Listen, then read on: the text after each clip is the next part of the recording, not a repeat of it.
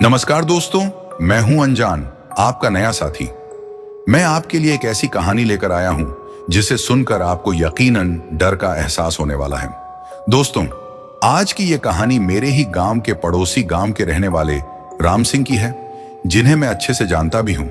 हाल ही में कुछ दिन पहले, यही करीब एक सप्ताह पहले, मैं अपने गांव गया था, क्योंकि हमारे गांव में एक नए मंदिर का निर्माण हुआ था, जिसके उद्घाटन के लिए गांव के सभी लोगों को, और जो अब गांव से बाहर शहर में रहते हैं और आसपास के गांवों में, सभी को आमंत्रण दिया था।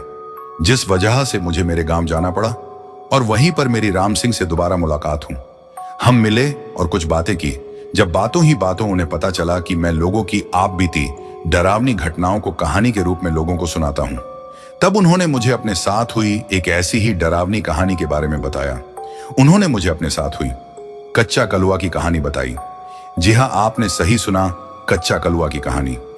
दोस्तों, जैसा कि आप लोग जानते ही होंगे कि हमारे हिंदुस्तान में जब किसी बड़े या बुजुर्ग लोगों की मौत होती है तो उन्हें जला दिया जाता है, लेकिन जब किसी छोटे बच्चे की मौत होती है तो उसे जलाने की बजाय दफना दिया जाता है। ऐसा माना जाता है कि बच्चा अपने पिछले जन्म में पाप का राक्षस रहा होगा, जिसके कारण उसे इतना भयानक कर्म मिला। तो चलिए दोस्तों, ज्यादा समय बर्बाद ना करते हुए इस कहानी को अब हम राम सिंह के नजरिए से ही सुनते हैं। लेकिन उससे पहले, अगर आप हमारे इस चैनल पर पहली बार आए हैं तो चैनल को सब्सक्राइब कर ले, जिससे आपके और हमारे संबंध मजबूत हो सके। नमस्कार साथियों, मेरा नाम राम सिंह है और जब यह घटना मेरे साथ हुई थी, उस वक्त हमारे घर में शौचालय नहीं हुआ करता था। यानी कि यह घटना आज से लगभग 18 साल पहले की है। उस वक्त हमारे गांव के कुछ घरों को छोड़कर किसी के भी घर में शौचालय नहीं था, और इसी वजह से गांव के सभी लोग खुले में ही शौच करने के लिए जाया करते थे। वो घटना भी मेरे साथ उस वक्त ही हुई थी जब मैं खुले में शौच करने के लिए जाया करता था। लेकिन उस घटना के होने के बाद मैंने हमेशा के लिए ही खुले में शौच करने जाना बंद कर दिया। दरअसल बात यह हुई थी कि उस वक्त किसी के भी घर में शौचालय नहीं थे, और गांव के सभी लोग सुबह का दिन निकले से पहले, यही करीब सुबह 5-6 बजने से पहले ही गांव के पीछे की तरफ जो जंगल था, उसमें शौच करने के लिए जाया करते थे। और मैं भी उन्हीं लोगों में से एक था। लेकिन जिस तरफ गांव के सभी लोग शौच करने के लिए जाते थे, उसी तरफ हमारे गांव का शमशान घाट भी हुआ करता था। और जैसा कि आप जानते हैं कि अगर किसी छोटे बच्चे की मौत हो जाती है तो उसे जलाया नहीं जाता है, बल्कि उसे मिट्टी में ही दफना दिया जाता है। और हमारे गांव में ऐसे कम उम्र में मरने वाले बच्चों को उस शमशान घाट के बगल में जो खुला पड़ा मैदान था, वहीं पर दफनाया जाता था। और उसी खुले मैदान के अगल बगल में गांव के सभी लोग शौच करने के लिए जाते थे। मैं भी अक्सर उस तरफ शौच करने के लिए जाता था। ये उस दिन की बात है जिस दिन शाम होते होते मुझे ऐसा एहसास हो रहा था कि जैसे आज मेरा पेट कुछ ठीक नहीं है। मुझे ऐसा लग रहा था कि जैसे आज मेरा पेट खराब है और थोड़ी ही देर बाद मुझे शौच जाने की जरूरत पड़ती है। लेकिन अभी तक सूरज छिपा नहीं था और मैं सूरज छिपने का ही इंतजार कर रहा था, ताकि अंधेरा होने के बाद मैं उस तरफ खुले में थोड़ा हल्का होने के लिए जा सकूं। अब जैसे ही थोड़ा दिन ढलने के बाद चारों तरफ अंधेरा होता है, तो मैं उस खुले मैदान की तरफ हल्का होने के लिए निकल जाता हूं। जब उस टाइम में उधर हल्का होकर आता हूं, तो उस वक्त तो मुझे कुछ नहीं होता है। लेकिन रात का खाना खाने के थोड़ी ही देर बाद मुझे फिर से ऐसा एहसास होता है कि मेरा पेट खराब हो गया है और मुझे एक बार फिर से बाहर जाकर आना पड़ेगा। उस वक्त जब मैंने घड़ी में टाइम देखा तो रात के लगभग 11:30 बज रहे थे और गांव में चारों तरफ बिल्कुल सन्नाटा छाया था। इसीलिए मैं उस सन्नाटे के बीच ही गांव के उस कच्चे रास्ते से होते हुए अब उस शमशान घाट के बगल में उस मैदान की तरफ हल्का होने के लिए जाता हूं। अक्सर गांव के सभी लोग उस खुले मैदान को पार करके आगे जंगल की तरफ जाया करते थे, जिस मैदान में छोटी उम्र में मरे हुए बच्चों को दफनाया जाता था। लेकिन उस दिन मैदान से आगे जंगल की तरफ जाते हुए मुझे जंगल की तरफ देखकर थोड़ा डर भी लग रहा था, और उस वक्त कुछ जरूरत से ज्यादा ही मेरा कुछ प्रेशर भी बन रहा था। उस वक्त मैं उस मैदान के बीचों बीचों से गुजर रहा था। तभी मैंने सोचा कि मैं तो यहीं पर हल्का हो लेता हूं। हल्का होने में क्या दिक्कत है, और यही सोचकर अब मैं वहीं पर बैठकर शौच करने लगता हूं। अब जैसे ही मैं शौच करके वहां से उठा और अपने घर की तरफ जाने लगा, उसी वक्त से मुझे कुछ अजीब सा एहसास होने लगा था। वहां से उठने के बाद जब मैं अपने घर की तरफ जा रहा था, तो मुझे ऐसा एहसास हो रहा था कि जैसे मेरे पीछे कोई दूसरा इंसान चल रहा है। लेकिन जब मैंने मेरे पीछे मुड़कर देखा तो वहां पर मुझे कोई भी दिखाई नहीं देता है। लेकिन जैसे ही मैं फिर से चलने लगता हूं तो मुझे मेरे कदमों के साथ साथ किसी और के कदमों के होने की भी आहट सुनाई देती है, क्योंकि उस पूरे मैदान में जंगल के पेड़ों के सूखे हुए पत्ते बिखरे पड़े थे और जब उनके ऊपर कोई चलता था तो उनकी एक अजीब सी आवाज होती थी। और उस आवाज की वजह से ही मुझे ऐसा लग रहा था कि जैसे मेरे पीछे कोई और भी चल रहा है। मैंने एक दो बार तो पीछे मुड़कर देखा, पर मुझे जब कोई भी दिखाई नहीं दिया तो मैंने सोचा कि शायद यह मेरे मन का वहम होगा। और फिर वह जगह भी ऐसी ही थी कि वहां पर किसी के मन में कुछ भी वहम उत्पन्न हो सकता था, क्योंकि उस वक्त मेरे चारों तरफ रात का घना सन्नाटा और जहां तक भी नजर जा रही थी वहां तक सिर्फ मुझे अंधेरा ही दिखाई दे रहा था। इसीलिए मैंने सोचा कि ऐसे माहौल में तो हर कोई डर जाए। तभी मैं उस चीज को नजरअंदाज करके फटाफट अपने घर आ जाता हूं। जब मैं अपने घर वापस आया और बिस्तर पर लेटते वक्त मैंने फिर से जब घड़ी में टाइम देखा तो उस वक्त तक रात के लगभग 12:15 बज रहे थे। उसके बाद मैं अपने ऊपर पर चादर डालकर सो जाता हूं, क्योंकि उस वक्त गर्मियों का टाइम था तो घर के सभी लोग बाहर आंगन में ही चारपाई डालकर सोया करते थे और उस वक्त मैं भी मेरी चारपाई पर घर के बाहर आंगन में ही सो रहा था। अभी मैं मेरे मुंह पर चादर डालकर सोने की कोशिश कर ही रहा था कि तभी मुझे ऐसा एहसास होता है कि जैसे मेरे बिस्तर के बगल में कोई खड़ा है। यह ठीक वैसा ही एहसास था जैसा उस खुले मैदान की तरफ से शौच करके आते हुए मुझे लग रहा था कि जैसे कोई मेरे पीछे चल रहा है। ठीक वैसे ही अब मुझे ऐसा एहसास हो रहा था कि जैसे कोई मेरे बिस्तर के बगल में मेरे सिरहाने की तरफ खड़ा हुआ है।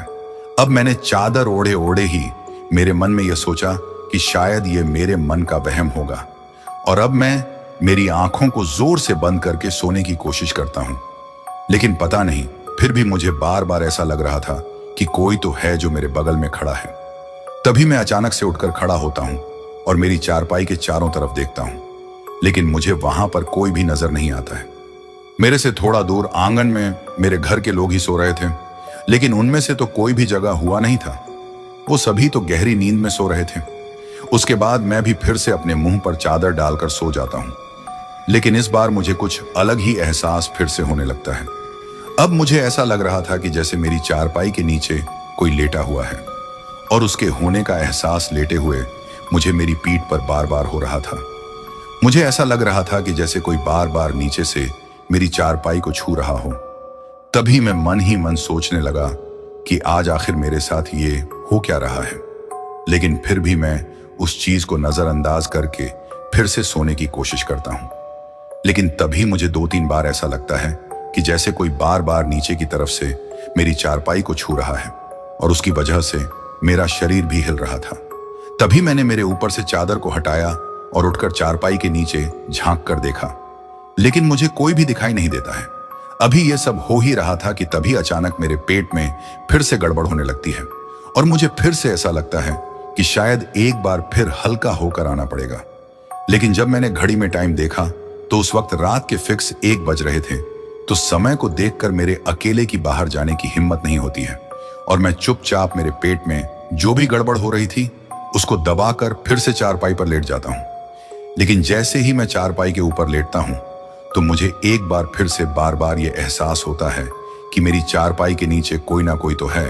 तभी मैंने सोचा कि मैं इस बार आराम से उठकर चारपाई के नीचे नहीं देखूंगा, बल्कि मैं झट से पलटकर अपनी चारपाई के नीचे देखूंगा, ताकि अगर कोई घर का बच्चा मेरे साथ ही मस्ती कर रहा है तो वह भाग नहीं पाएगा और मेरी पकड़ में आ जाएगा।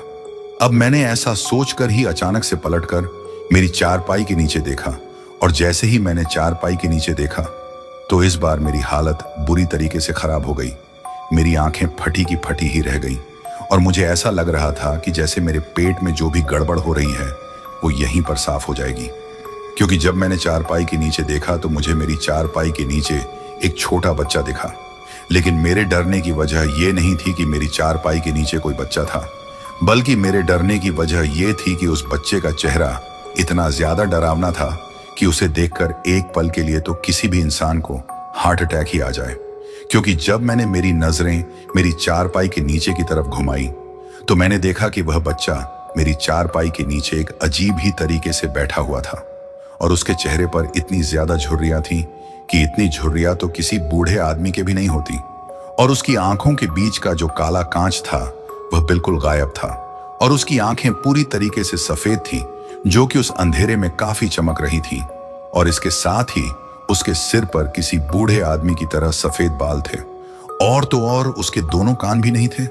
अब उसका ऐसा नजारा देखकर मेरी तो सिट्टी पिट्टी ही गुल हो गई। मुझे समझ नहीं आ रहा था कि मैं अब क्या करूं। मैं चिल्लाना चाहता था, मैं आवाज लगाना चाहता था और अपने घर वालों को जगाना चाहता था, लेकिन उस वक्त मैं सिर्फ सांस लेने के अलावा और कुछ भी नहीं कर पा रहा था। उसके बाद उस अंधेरे में मेरी तरफ देखकर वह बच्चा अजीब तरीके से मुस्कुराता है, और जब वह मुस्कुराता है तो उसके मुंह के अंदर से मुझे उसके दांत दिखाई देते हैं, जो कि पूरी तरीके से काले पड़े हुए थे, और बीच बीच में से कुछ दांत टूटे हुए भी थे। और उसका एक दांत बहुत ही ज्यादा लंबा था, जो कि होंठों के बाहर तक आया हुआ था। अभी मैं चारपाई पर उल्टा लेटकर बस उसकी तरफ एक तक देखे ही जा रहा था, और मुझे ऐसा लग रहा था कि जैसे अब थोड़ी ही देर में मुझे हार्ट अटैक आ जाएगा। लेकिन तभी अचानक से मुझे मेरे कंधों पर किसी के हाथ रखने का एहसास होता है, और मैं चाहकर भी पीछे की तरफ पलटकर यह देख नहीं पा रहा था कि मेरे पीछे कौन है और किसने मेरे कंधों पर हाथ रखा है। तभी मुझे मेरे कानों में किसी की कोई आवाज सुनाई देती है, और जब मैंने गौर से सुना तो वह आवाज मेरे पिताजी की थी। पिताजी की आवाज सुनकर मेरे अंदर थोड़ी हिम्मत आती है, और मैं पलटकर जब उनकी तरफ देखता हूं तो वह मुझे कहते हैं कि अरे राम सिंह, क्या हुआ, तू इस तरह से उल्टा क्यों लेटा हुआ है? तेरी तबीयत तो ठीक है ना? तभी मैं उनसे कहता हूं कि हाँ, तबीयत तो थोड़ी ठीक है, लेकिन आज पता नहीं पिताजी मेरे साथ कुछ अजीब हो रहा है। तो उन्होंने मुझसे पूछा कि क्या हुआ, तो मैंने उन्हें अब तक मेरे साथ हुई सारी बात बताई, यहां तक कि मुझे कोई चारपाई के नीचे बच्चा दिखाई दे रहा है। मैंने यह भी उनको बताया। तभी पिताजी ने नीचे झांककर मेरी चारपाई के नीचे देखा, और वह मुझे हंसकर कहते हैं कि अरे, ये तेरे मन का कोई वहम होगा, चारपाई के नीचे कोई भी नहीं है, और अब तू चुपचाप सो जा। तभी मैं उनकी बात मानकर फिर से सोने की कोशिश करता हूं, और अब पिताजी भी अपनी चारपाई पर जाकर सो चुके थे। अभी मैं चादर ओढ़कर सो ही रहा था कि तभी मुझे मेरे चादर के अंदर किसी मच्छर के होने का एहसास होता है। वह बार बार मेरे कानों के पास आकर आवाज कर रहा था, इसलिए मैंने उसको दूर भगाने के लिए झट से अपने चेहरे के ऊपर से चादर को हटा दिया। लेकिन जैसे ही मैंने मेरे चेहरे के ऊपर से चादर को हटाया तो एक बार फिर से मेरी आंखें फटी की फटी ही रह गई, और इस बार मुझे समझ आ चुका था कि मेरे साथ कुछ बहुत ही ज्यादा गलत हो गया है, और शायद मैंने उस खुले मैदान में शौच करके बहुत बड़ी गलती कर दी, और मैं वहां से एक ऐसी बला को साथ में लेकर आ गया हूं जो कि बहुत ही ज्यादा खतरनाक और डरावनी है।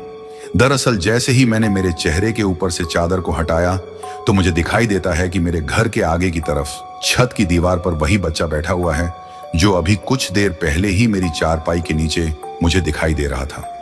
इस बार वह हमारे घर के आंगन की तरफ छत की दीवार पर पैर लटकाकर बैठा हुआ था, और उसका वही डरावना चेहरा मुझे फिर से दिखाई देता है। इस बार वह मेरी तरफ देखकर बहुत ही अजीब तरीके से मुझे घूर रहा था। अभी मैं उसकी तरफ देख ही रहा था कि तभी अचानक वह मेरे ऊपर मेरी चारपाई पर कूद जाता है, और जैसे ही वह मेरे ऊपर कूदता है तो मेरे मुंह से एक जोर की चीख निकल जाती है, और मैं उछलकर मेरी चारपाई के ऊपर से खड़ा हो जाता हूं, और मेरे ऐसा करते ही मेरे घर के सभी लोग भी जाग जाते हैं, और तभी मेरी माँ मेरे पास भागकर आती है। वह मुझसे बड़ी ही बेचैन होकर पूछती है कि क्या हुआ, तो मैंने उन्हें सारी बात बताई। तब तक पिताजी और बाकी घर के सभी लोग भी वहां पर आ चुके थे। लेकिन मेरे पिताजी क्या है कि शुरू से ही भूत प्रेत और इन चीजों को बहुत कम मानते हैं, या यूं कहूं कि बिल्कुल ही नहीं मानते। तभी उन्होंने मुझे फिर से कहा कि अरे, ये तेरे मन का वहम है, ऐसा कुछ भी नहीं है। तभी मेरी माँ मुझे कहती है कि तू सो जा, मैं तेरे पास ही सो जाती हूँ। लेकिन मेरे साथ ऐसा होने के बाद मेरी माँ की चिंता बहुत ही ज्यादा बढ़ गई थी, और उस दिन तो मैंने वह रात जैसे तैसे बिताई। फिर दूसरे दिन सुबह होते ही अचानक मेरी माँ मेरे पास आकर मुझसे कहती है कि तू फटाफट नहा धोकर तैयार हो जा, हमें कहीं पर चलकर जाना है। और वह इस बारे में मुझे मेरे पिताजी से कहने के लिए मना करती है। फिर उसके बाद हम दोनों घर पर पिताजी से कुछ और बहाना बनाकर घर से निकल जाते हैं। तभी रास्ते में चलते वक्त मैंने मेरी माँ से पूछा कि आखिर आप मुझे कहाँ लेकर जा रही हो। तभी मेरी माँ ने मुझसे कहा कि कल रात जो कुछ भी तेरे साथ हुआ था वो सब गांव में पहले भी कुछ लोगों के साथ हुआ था। तक हम हनुमान जी के मंदिर में जाते हैं, और वहां के पंडित जी को मेरी माँ ने मेरे साथ जो भी कुछ हुआ उसके बारे में सब कुछ बताया। तब कुछ ही देर बाद पंडित जी ने हमें जो बताया उसे सुनकर हमारे पैरों तले तो जमीन ही खिसक गई थी और मुझे एहसास हो गया था कि मैंने कल रात उस खुले मैदान में शौच करके कितनी बड़ी गलती कर दी और अब पता नहीं इस गलती का मुझे कितना बड़ा हर्जाना भुगतना पड़ेगा। दरअसल उन पंडित जी ने मुझे बताया कि जब मैं उस खुले मैदान में शौच करने के लिए गया था और जहां बैठकर मैंने शौच किया वहीं पर एक मरे हुए बच्चे की कब्र थी जहां उसे दफनाया गया था और अब वह कच्चा कलुआ उसी वक्त से मेरे साथ होकर मेरे घर पर आ गया है।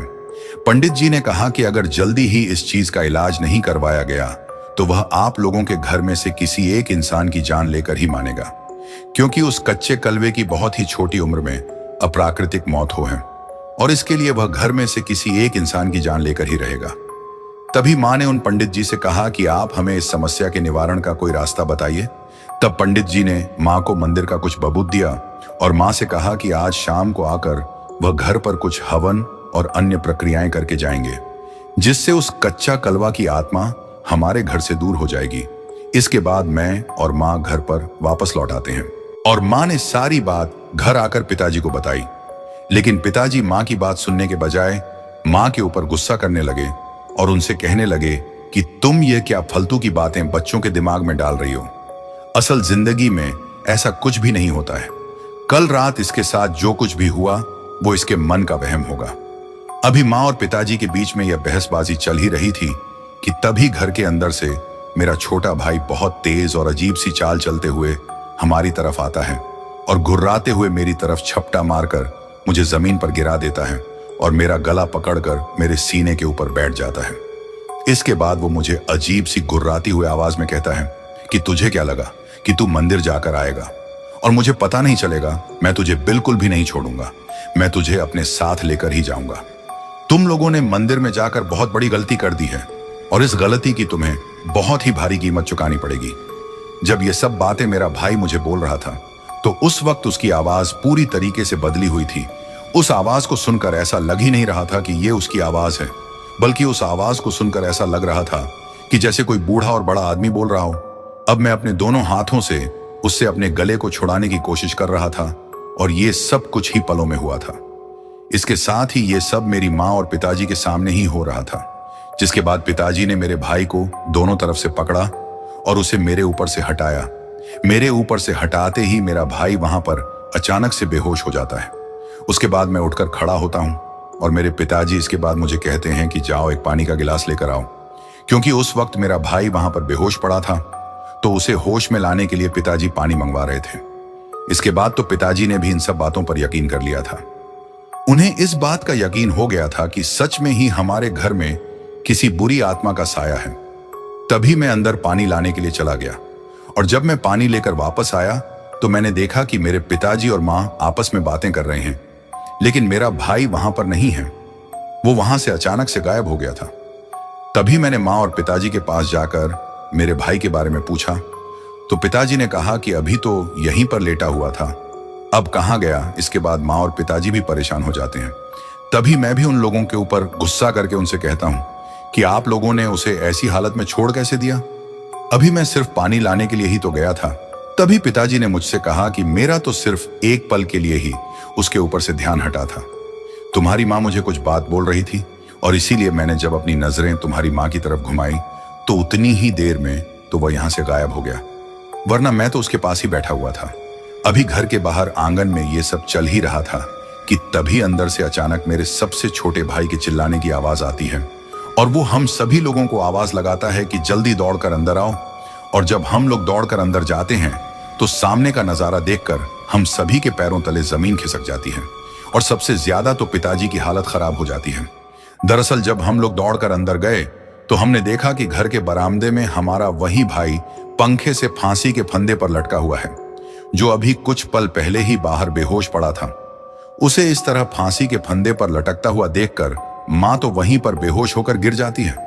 तभी पिताजी ने भागकर उसके पैरों तले अपने कंधों को लगाया और मैंने भी जल्दी से ऊपर की तरफ चढ़कर उसके गले से उस फांसी के फंदे को निकाला।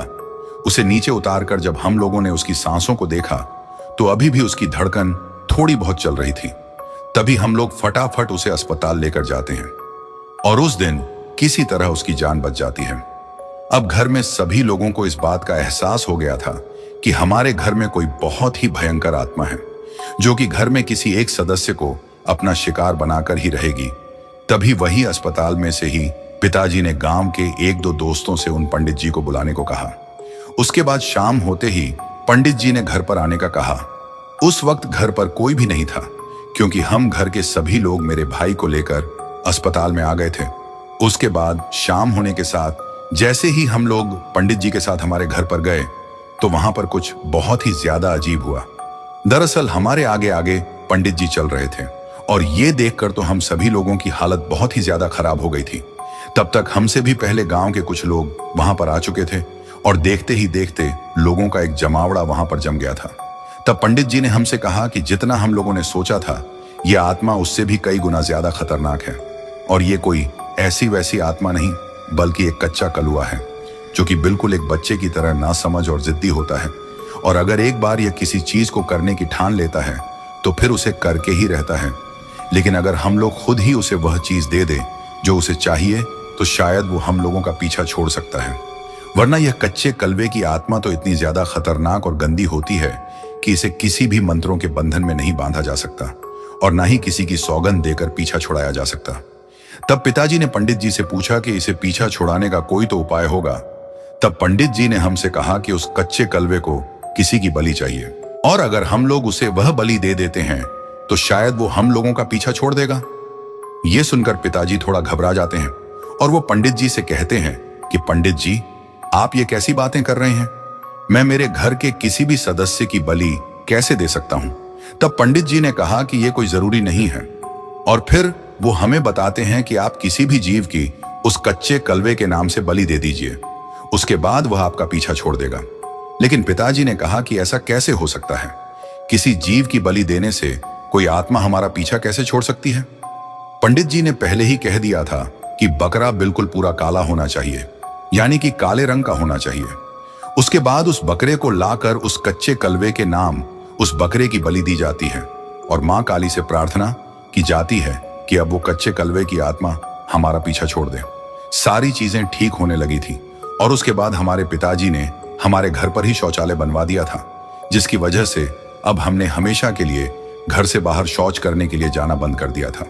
मेरा आप लोगों से यही कहना है कि अगर आप भी कभी कहीं पर खुले में शौच करने जाते हो तो पहले उस जगह के बारे में अच्छे से जान लो।